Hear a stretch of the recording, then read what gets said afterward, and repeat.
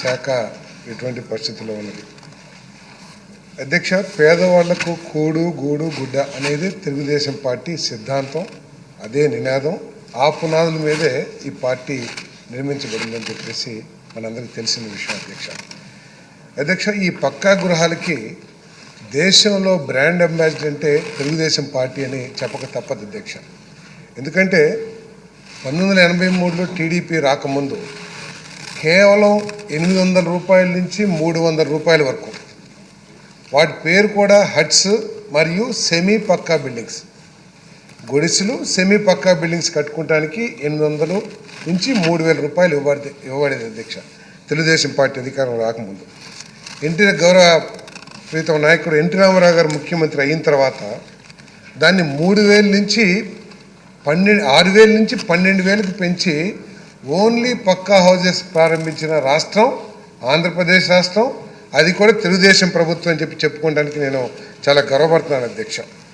మరి ఆ రోజు రాష్ట్రంలోని బలహీన వర్గాలకి, దళితులకి, గిరిజనులకి అందరికీ కూడా ఇల్లు నిర్మించాలని చెప్పేసి ఆ రోజు మరి ఎన్టీ రామారావు గారు ఆలోచన చేసి దేశం మొత్తానికి కూడా ఒక మార్గదర్శనం చేసిన విషయాన్ని ఈ సందర్భంగా నేను గుర్తు చేస్తున్నాను అధ్యక్ష. అంతేకాకుండా తర్వాత నందమూరి తారక రామారావు గారు వచ్చిన తర్వాత ముఖ్యమంత్రి అయిన నారా చంద్రబాబు నాయుడు గారు కూడా ఈ కార్యక్రమాన్ని ఇంకా పెద్ద ఎత్తున ప్రజల్లోకి తీసుకెళ్లారని చెప్పేసి మనం చేస్తాను అధ్యక్ష.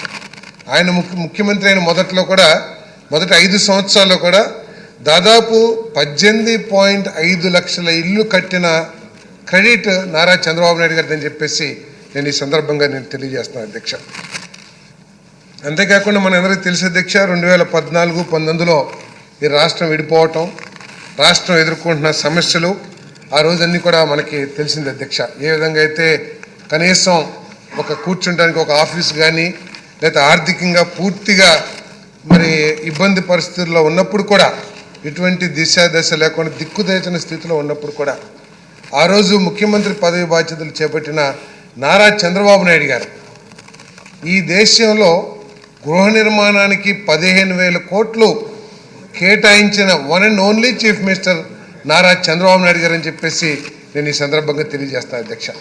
గత 2014-19లో అంత ఆర్థిక పరిస్థితుల్లో, వ్యతిరేక పరిస్థితుల్లో కూడా 15,000 కోట్లతో, అది కూడా పూర్తిగా రాష్ట్ర ప్రభుత్వ నిధులతో ఈ కార్యక్రమం చేయబడింది అధ్యక్ష. ఈ రాష్ట్రంలో 10 లక్షల ఇల్లు ఎన్టీఆర్ గృహ నిర్మాణం కింద ప్రారంభించి 15,000 కోట్ల రూపాయలు కేటాయించడం జరిగిందని చెప్పేసి మనం చేస్తాం అధ్యక్ష.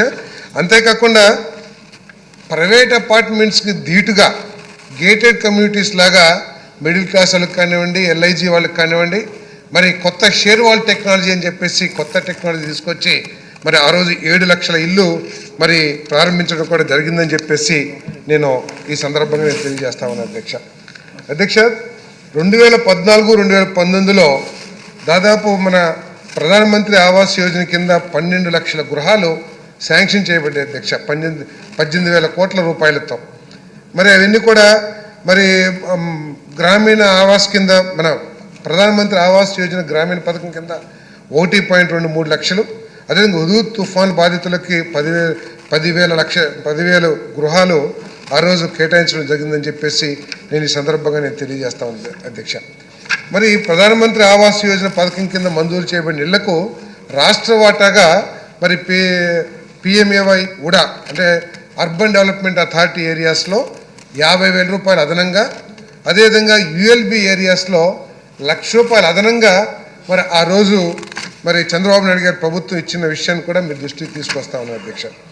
మరి ఈ రాష్ట్ర వాటాతో పాటు గ్రామీణ PMAY గ్రామీణ ఏదైతే ఉందో అక్కడ పేదవాళ్ళందరూ కూడా ఇబ్బంది పడతారు ఇల్లు కట్టుకుంటానికి అని చెప్పేసి మరి షెడ్యూల్ కులాలకి అదనంగా 50,000 రూపాయలు, షెడ్యూల్ తెగలకి 75,000 రూపాయలు, PVTG తెగలకు ₹1,00,000 అదనంగా కూడా ఇచ్చారని చెప్పేసి నేను ఈ సందర్భంగా తెలియజేస్తున్నాను అధ్యక్ష.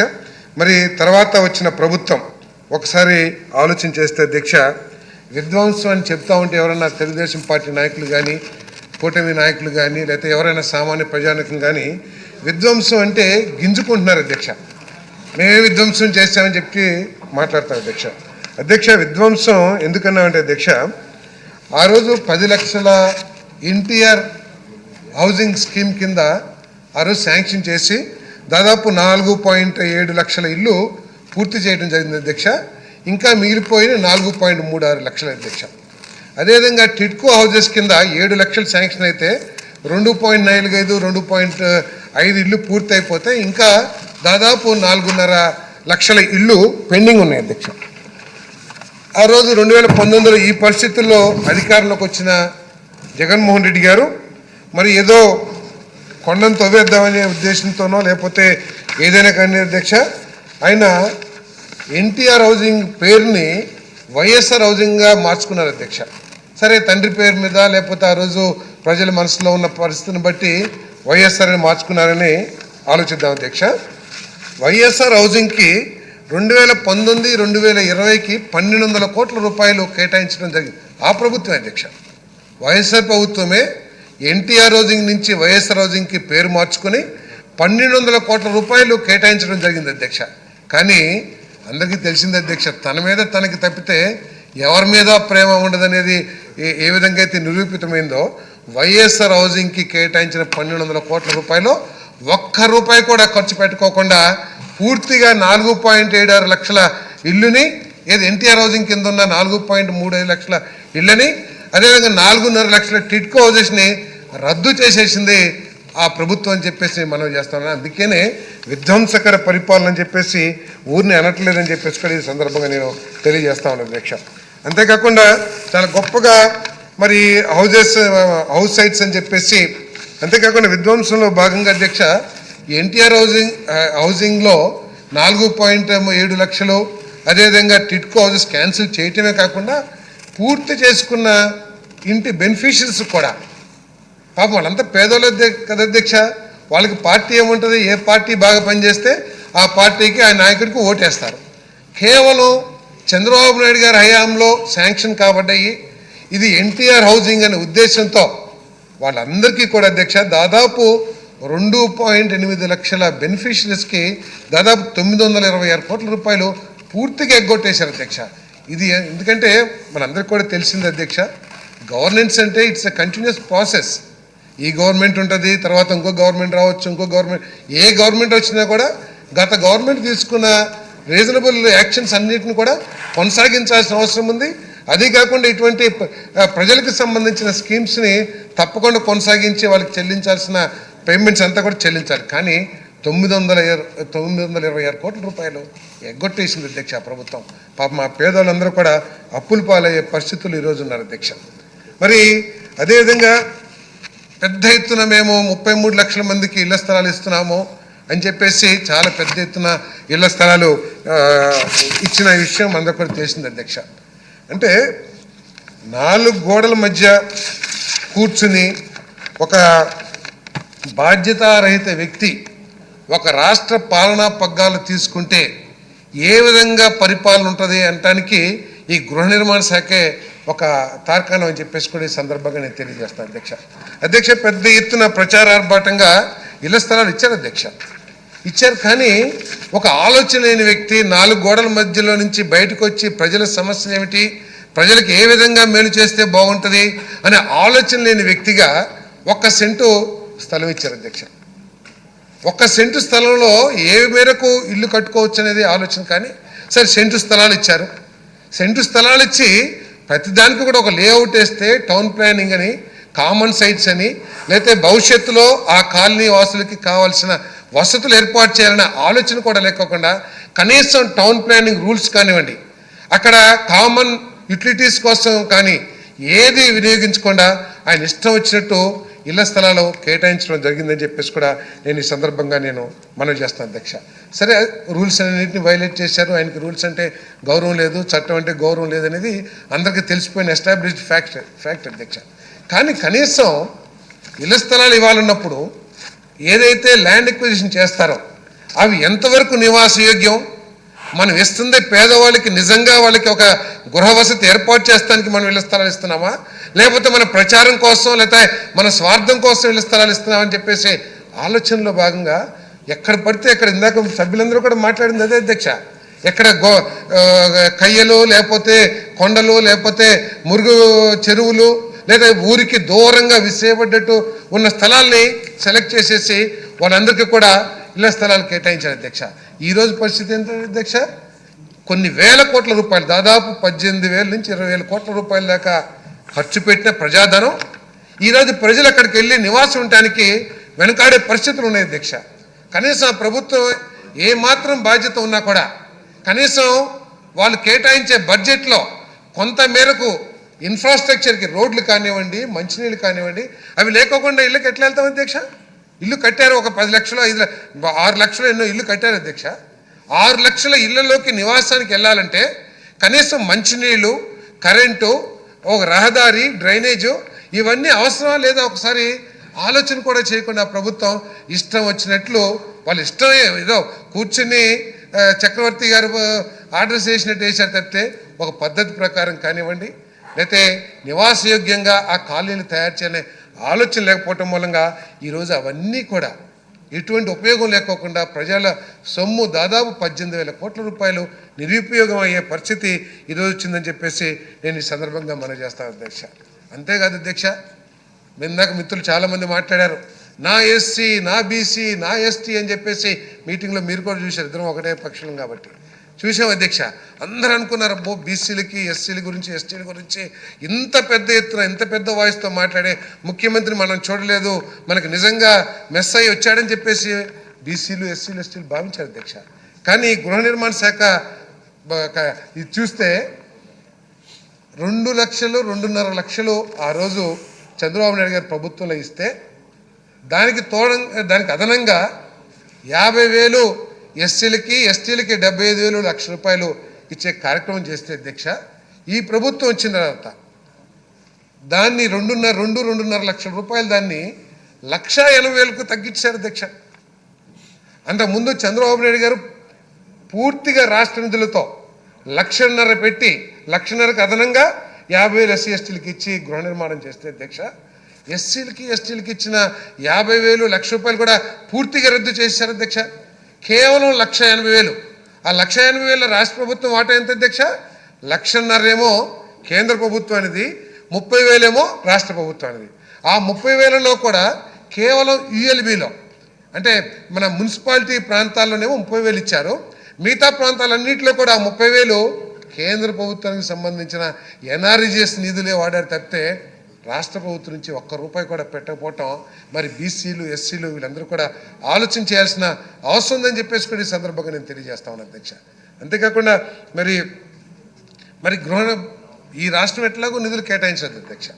రాష్ట్ర ప్రభుత్వం కేంద్ర ప్రభుత్వం నుంచి ప్రధానమంత్రి ఆవాస్ యోజన కింద నిధులు ఎటువంటి ఇబ్బంది లేకోకుండా పేదల గృహ నిర్మాణానికి ఎటువంటి అడ్డంకులు రాకూడదనే ఉద్దేశంతో కొన్ని వేల కోట్ల రూపాయలు, దాదాపు 20,000 కోట్ల రూపాయలు మన రాష్ట్రానికి ఇస్తే దాంట్లో 3,183 కోట్లు కేంద్ర వాటాని, రాష్ట్రం కట్టాల్సిన 1,600 కోట్ల రూపాయలని డైవర్షన్ చేసేసింది అధ్యక్ష. ముఖ్యమంత్రి గారు చాలాసార్లు చాలా సందర్భాలు చెప్పారు, అసలు నిధులు ఎక్కడికి వెళ్ళినాయో ఏ విధంగా వాడారో అర్థం కావట్లేదని చెప్పేసి ఏదైతే ముఖ్యమంత్రి గారు చెప్పారో, గృహ నిర్మాణంలో పేదవాడికి ఇచ్చే డబ్బులు అధ్యక్ష. అవి పేదవాడు ఎంత ఇచ్చేది కూడా అరకరవ డబ్బులు, పేదవాడికి ఇవ్వాల్సిన డబ్బులు కూడా కేంద్ర ప్రభుత్వం నుంచి వచ్చిన 3,163 కోట్లని డైవర్ట్ చేసేసి ఈ రోజు కూడా ఏమైనా అర్థం కాని పరిస్థితి వచ్చింది అధ్యక్ష. ఆఖరికి చెప్పకూడదు కానీ కేంద్ర ప్రభుత్వం నుంచి మా శాఖకు వార్నింగ్ కూడా వచ్చింది అధ్యక్ష. ఏంటంటే 918 కోట్ల రూపాయలు ఈ డబ్బులు డైవర్ట్ చేస్తే, అంటే లేటెస్ట్ ఇయర్కి సంబంధించి 900 కోట్ల రూపాయలు కేంద్ర ప్రభుత్వం నుంచి పంపిస్తే దాన్ని కూడా డైవర్ట్ చేసింది అధ్యక్ష. ఇది చివరి క్వార్టర్లో 23-24 సంవత్సరాలు వచ్చినాయి. మొన్న వార్నింగ్ ఇచ్చారు అధ్యక్ష. దాదాపు వార్నింగ్ వాయిసే మరి వర్డ్ అప్రాప్రియేట్ కాదు నాకు తెలియదు, కానీ వాళ్ళు స్పష్టంగా చెప్పారు, March 31 లోపల మీరు 918 కోట్ల రూపాయలు ఎస్ఎన్ఏ అకౌంట్లో వేయకపోతే మీకు వచ్చే సంవత్సరం ఈ నిధులు కేటాయింపులో పునరాలోచించాల్సి వస్తుందని చెప్పేసి. అంటే రాష్ట్ర బెనిఫిట్స్ని కూడా తాకట్టు పెట్టేయటానికి వెనకాడిన వ్యక్తి మరి మన జగన్మోహన్ రెడ్డి గారు, పేదల సంక్షేమాన్ని కూడా తాకట్టు పెట్టే వ్యక్తి అని చెప్పేసి నేను ఈ సందర్భంగా తెలియజేస్తాను అధ్యక్ష. మరి ఇటువంటి పరిస్థితుల్లో గృహ నిర్మాణం అనేది గౌరవ శాసనసభ్యులు మాట్లాడిన దాంట్లో ఎటువంటి తప్పు లేదు అధ్యక్ష. నన్ను చూస్తే గృహ నిర్మాణంలో ఉన్న అవకతవకలే గుర్తుకొస్తాయి అధ్యక్ష వాళ్ళందరికీ కూడా. ఏ విధంగా ఇళ్ల స్థలాల్లో దోపిడీ చేశారు, ఏ విధంగా ఇళ్ళ కట్టడంలో దోపిడీ చేశారు, ఏ విధంగా థర్డ్ పార్టీ ఏజెన్సీ పేరు మీద కొంతమందికి కావాలని ఏదో తోపు సంస్థ అని చెప్పారాక పెద్ద పెద్ద తోపులన్నీ కూడా దీన్ని చిన్న భిన్నం చేసేసి నేను చెప్పేసి నేను ఈ సందర్భంగా తెలియజేస్తాను అధ్యక్ష. మరి అటువంటి పరిస్థితుల్లో మరి ప్రజల ఆశీర్వాదంతో చరిత్రలో లేని విధంగా ఈరోజు చంద్రబాబు నాయుడు గారి నాయకత్వంలో వారి మీద గొప్ప నమ్మకంతో మరి కూటమి ప్రభుత్వాన్ని అధికారులకు తీసుకొచ్చిన విషయం మీ అందరికీ తెలిసిందే అధ్యక్ష. మరి రాగానే గృహ నిర్మాణ శాఖ రివ్యూ చేసినప్పుడు మొట్టమొదటిగా ముఖ్యమంత్రిగా ఉన్న వాళ్ళు ఎవరైనా సరే ఇటువంటి ఆర్థిక పరిస్థితుల్లో ఆర్థిక భారాన్ని తప్పించుకోవటానికి ప్రయత్నం చేసే మనస్తత్వం ఉంటుందని చెప్పేసి నేను భావిస్తాను అధ్యక్ష. కానీ చంద్రబాబు నాయుడు గారు ఎక్కడ కూడా దీని గురించి ఫస్ట్ రివ్యూలోనే 1,50,000తో ఏ విధంగా కట్టుకుంటారు, అది సరిపోదు కదా అని చెప్పిన గొప్ప నాయకుడు అని చెప్పేసి కూడా ఈ సందర్భంగా నేను తెలియజేస్తాను. ఆయన వెంటనే ఇది సాధ్యం కాదు అని చెప్పినప్పుడు మళ్ళీ 2014, 2019లో ఏదైతే ఎస్సీ ఎస్టీలకి 50,000, 75,000, ₹1,00,000 ఇవ్వాలని చెప్పేసి నిర్ణయం తీసుకున్న తర్వాత మా శాఖ తరపు నుంచి ప్రపోజల్ పంపించారు అధ్యక్ష. మన క్యాబినెట్కి వచ్చింది.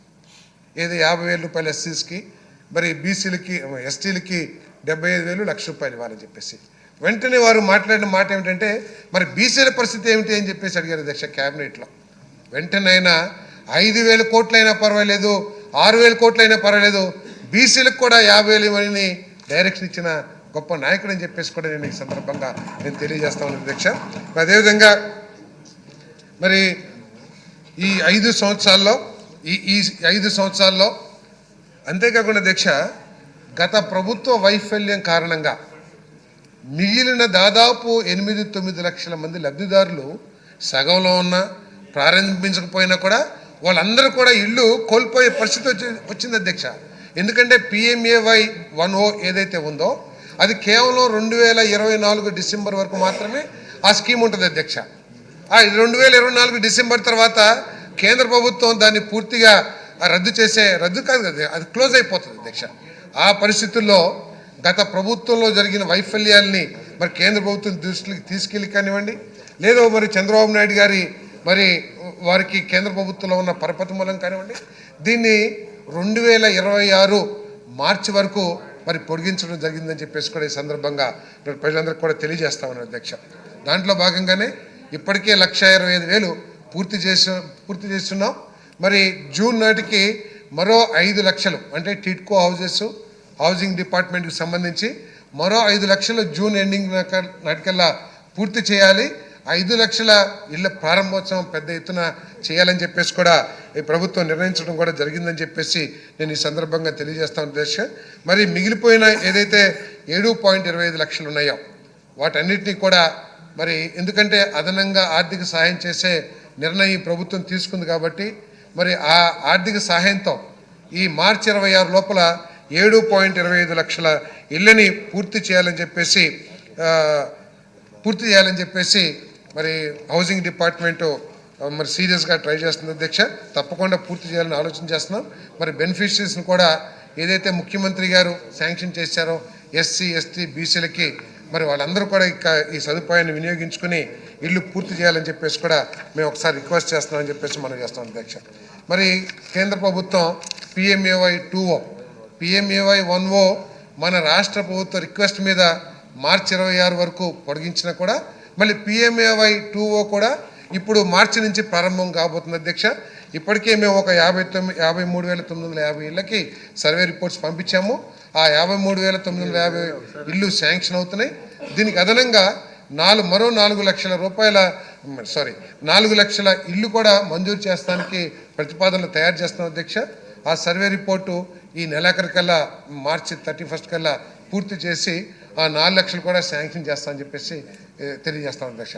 దీంట్లో నేను మీకు ఇంకొక విషయం కూడా తెలియజేస్తుంది ఏంటంటే ముఖ్యమంత్రి గారు ఈ పథకాన్ని చాలా ప్రయారిటీ పథకంగా తీసుకుని కలెక్టర్స్ మీటింగ్లో చెప్పటమే కాకుండా నిన్న ఢిల్లీ వెళ్ళారు అధ్యక్ష. రాత్రి మా ప్రిన్సిపల్ సెక్రటరీ గారికి ఫోన్ చేసి హౌసింగ్ డిపార్ట్మెంట్కి సంబంధించిన శాంక్షన్స్ విషయాలన్నీ తెలుసుకుని కేంద్ర ప్రభుత్వంలో కేంద్ర మంత్రి గారితో కూడా మాట్లాడి మా సమస్యలన్నింటిని గురించి పరిష్కరిస్తానికి కూడా ప్రయత్నం చేయటం వారికి నేను ప్రత్యేకంగా మా గృహ నిర్మాణ శాఖ నుంచి మేము ధన్యవాదాలు కూడా తెలియజేస్తామని చెప్పేసి ఈ సందర్భంగా తెలియజేస్తున్నాం అధ్యక్ష. మరి ఇప్పటికే సర్వే ప్రారంభించాం. ఎవరికైతే ఒకటే చెప్పారు, మొట్టమొదటిగా నేను ప్రమాణ స్వీకారం చేసినాక వారిని కలిసినప్పుడు పార్థసారథి 29 లోపల అర్హత ఉన్న ప్రతి పేదవాడికి కూడా మనం మంచి ఇల్లు నిర్మించి ఇవ్వాలి. మనం కట్టిన ఇల్లు తప్పకుండా గత ప్రభుత్వం కట్టిన అవకతవకలతో కట్టిన ఇళ్ళకి మెళ్ళే ఉండకూడదు. మంచి ఇల్లు, మంచి వాతావరణం, రోడ్లు, మరి అదేవిధంగా త్రాగునీటి సదుపాయాలు, కరెంటు, ఆఖరికి గ్యాస్ కూడా సప్లై చేసే అవకాశాలని మీరు పరిశీలించమని చెప్పేసి కూడా మరి ముఖ్యమంత్రి గారు మాకు ఆదేశాలు ఇవ్వడం జరిగిందని చెప్పేసి మనవి చేస్తున్నారు అధ్యక్ష. మరి ఈ అందరు గౌరవ శాసనసభ్యులందరికీ కూడా నేను మనవి చేసేది ఏంటంటే, ఎవరైతే ఇల్లు ఇంతకుముందు శాంక్షన్ కాలేదో వాళ్ళందరూ కూడా తప్పుకోకుండా మరి అప్లై చేయమని చెప్పేసి మనవి చేస్తామని, అప్లై చేయించమని మనవి చేస్తామని. తప్పకుండా ఇది 2.5 లక్షలు ఇప్పుడు యూనిట్ కాస్ట్ పెంచడం జరిగింది. 2.5 లక్షల్లో 1.5 ఏమో కేంద్ర ప్రభుత్వం, ₹1,00,000 గత ప్రభుత్వం 30,000 కొన్నిళ్ళకి అసలు ₹1 కూడా పెట్టని పరిస్థితి నుంచి ఈరోజు రాష్ట్ర ప్రభుత్వం ప్రతి ఇంటికి కూడా ₹1,00,000 ఇచ్చే కార్యక్రమం చేయబోతున్నామని చెప్పేసి కూడా ఈ సందర్భంగా నేను తెలియజేస్తూ ప్రతి ఒక్కరు కూడా దీనికి అదనంగా NREGS అదేవిధంగా SHG నుంచి వచ్చే లోన్ ఏదైతే ఉందో అది కూడా ఇవ్వడం జరుగుతుందని చెప్పేసి మనం చేస్తా ఉన్నాను. అంతేకాకుండా అధ్యక్ష, మరి గత ప్రభుత్వం ఇంకొక దుర్మార్గమైన కార్యక్రమం ఏంటంటే అధ్యక్ష, ఆఖరికి ఎన్నికల ముందు వాళ్ళ ఎమ్మెల్యేలు కానివ్వండి, వాళ్ళ కార్యకర్తలు కానివ్వండి, మేము ఇల్లు కట్టుకుంటాం బాబు అన్న వాళ్ళందరినీ కూడా మీరు కట్టేసుకోండి, మేము శాంక్షన్ చేస్తామని చెప్పేసి ఏదో వాళ్ళ తాత సొమ్ము ఏదో దానం చేస్తున్నట్టు ప్రతి ఒక్కరికి చెప్పేశారు అధ్యక్ష. చాలామందికి గ్రామాల్లో ఇప్పుడు అదొక పరిస్థితి కూడా ఉంది అధ్యక్ష. వాళ్ళంతా ఇల్లు ప్రారంభించి సగంలో ఉండిపోయినాయి, దానికేమో శాంక్షన్ కాలేదు. సో వాళ్ళందరూ కూడా ఇబ్బంది పడుతున్నారు. అది కూడా ముఖ్యమంత్రి గారి దృష్టికి తీసుకెళ్ళాం, ఏం చేయాలని కూడా ఆలోచన చేస్తాం అధ్యక్ష. అదేవిధంగా సార్ సభ్యుల ఆకలిని కూడా గుర్తుంచుకొని తొందరగా సార్, ఆకలి కంటే కూడా దీని మీద కసిగా ఉన్నారు అధ్యక్ష సభ్యులందరూ. మీకు తెలిసిన దాని నుంచి ఏదో అంటా ఉన్నారు మీరు. అదే లాస్ట్ అయిపోయింది అధ్యక్ష, 5 minutes చెప్తాను. ఎన్టీఆర్ గృహాలా అదే చెప్పు. అదే అధ్యక్ష, లాస్ట్ గవర్నమెంట్లో ఏదైతే ఎన్టీఆర్ గృహాలు శాంక్షన్ అయినాయో పూర్తి అయిపోయిన వాటికి పేమెంట్ ఇవ్వాలని చెప్పేసి ముఖ్యమంత్రి గారు నిర్ణయం తీసుకున్నారు అధ్యక్ష. కొద్దిగా బడ్జెట్ కన్స్టెంట్స్ ఉండటం మూలంగా రిలీజ్ చేయలేకపోయాం, చేస్తాం అధ్యక్ష. అదేవిధంగా సగం పూర్తి అయిపోయిన ఇళ్ళని వాటిని ఈ 2Oలో PMAY 2Oలో పెడతానికి ఏమాత్రం అవకాశం ఉన్నా కూడా దాన్ని కూడా పరిగణించి మళ్ళీ శాంక్షన్ చేయమని ఈ PMAY 2Oలో పెడతానికి ఆలోచన చేయమని చెప్పేసి కూడా చెప్పడం జరిగిందని చెప్పేసి మనం చేస్తాం అధ్యక్ష. అదేవిధంగా మరి కొంతమందికి ఇల్లు శాంక్షన్ అయినాయి, కన్స్ట్రక్షన్ మాత్రం ప్రారంభం కాలేదు. కానీ వాళ్ళు రికార్డు చూపించుకుంటానికో లేదా కేంద్ర ప్రభుత్వం నుంచి నిధులు రాబట్టుకోవటానికో ₹1 వేసేసి BL అనో లేదా BBL అనో లేదా PB అనో రకరకాల స్టేజ్ కన్స్ట్రక్షన్ చూపించేసి వాళ్ళు పబ్బం గడుపుతున్నారు అధ్యక్ష. కానీ వాస్తవానికి గ్రౌండ్ రియాలిటీ ఏమిటంటే కొంతమంది కట్టుకోలేదని గౌరవ శాసనసభ్యులందరూ కూడా తెలియజేస్తూ ఉన్నారు. మరి వాళ్ళందరికీ కూడా ప్రారంభం కాకపోతే ఈ PMAY 2Oలో ప్రభుత్వం ఇచ్చిన అదనపు సహాయాన్ని వినియోగించుకొని వాళ్ళు పూర్తి చేయమని చెప్పేసి కూడా మేము రిక్వెస్ట్ చేస్తామని చెప్పేసి మనం చేస్తాం అధ్యక్ష. అదేవిధంగా మరి గౌరవ శాసనసభ్యులు పుల్లారావు గారు అందరూ మాట్లాడే అధ్యక్ష, అందరిది ఒకటే కంప్లైంట్ అధ్యక్ష. ఒకటేంటంటే ఇళ్ల స్థలాలలో చాలా అవకతవకలు జరిగినాయి. అదేవిధంగా నివాసయోగ్యం లేని ప్రాంతాల్లో వాళ్ళు ఇళ్ల స్థలాలు కేటాయించారు అని చెప్పేసి చాలామంది చెప్పారు అధ్యక్ష. టిట్కో హౌస్కి సంబంధించి గౌరవ మంత్రి గారు వెళ్ళిపోయారు, కానీ ఇందాక నా పక్కన ఉన్నారు కాబట్టి వారు చెప్పారు అధ్యక్ష. 4,400 కోట్లు హడ్కో లోన్ శాంక్షన్ అయ్యింది. కేవలం కొద్ది FRBM మూలంగా కొంత సమయం అవుతుంది, తప్పకుండా 1-2 నెలల్లో అవి శాంక్షన్ అవుతాయని ఆలోచనతో వారు ఉన్నారు. తప్పకుండా రాగానే టిట్కో హౌజెస్ పూర్తి చేస్తామని చెప్పేసి మంత్రి గారు కూడా నాకు చెప్పడం జరిగిందని చెప్పేసి నేను మనవి చేస్తాను అధ్యక్ష. అదేవిధంగా ఈ హౌస్ సైట్స్ ఏదైతే ఉందో ఇప్పటికే విజిలెన్స్ మేము ఎంక్వైరీ వేసాము, విజిలెన్స్ రిపోర్ట్ కూడా వచ్చింది. విజిలెన్స్ రిపోర్టు మా డిపార్ట్మెంట్కి రాగానే సంబంధించిన చర్య వాళ్ళందరి మీద ఎటువంటి